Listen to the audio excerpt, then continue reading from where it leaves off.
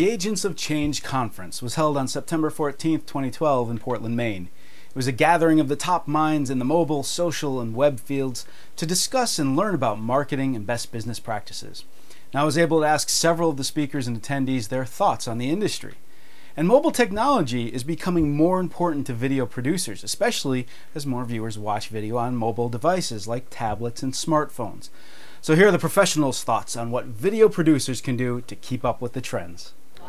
I think one of the huge things that's really annoying for me in general is when you click on a video, especially if it's like YouTube, it opens up a new screen. So to me, I really like it integrated, so it's actually in your site, and so you can click on it. I think it really is a turnoff when you try and click on some video and it doesn't work. And so we really need to pay attention as content producers. We need to pay attention that it is a mobile world, and I use my iPhone way more than I use my laptop, which is sad. But it makes a big difference, so that way they're actually having the experience that you want them to have instead of going, wow, this site sucks because it doesn't work. Right now, people are consuming video on mobile devices, so I think as long as you're making videos that aren't an hour long, taking forever to load, and they're just 5-minute videos, my videos are 5 minutes, you're going to find that you're already prepared for the mobile revolution.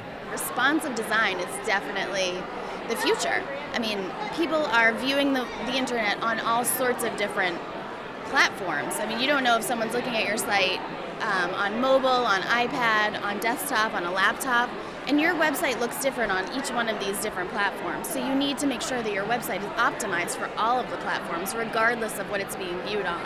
And you can use your Google Analytics to really take a look at what size screens people are using, what browsers they're using. I think that web responsive design is where things are moving towards. So I met with the chief marketing officer of Akamai, and he was saying that the hockey stick on video content consumption is just higher and higher and higher. The bandwidth requirements are higher and higher. Google building these fiber hoods, as they're calling them, big 100 times faster than what you have at home network. So we're going to be empowered to make longer form video, but it's still not going to be the way we do it.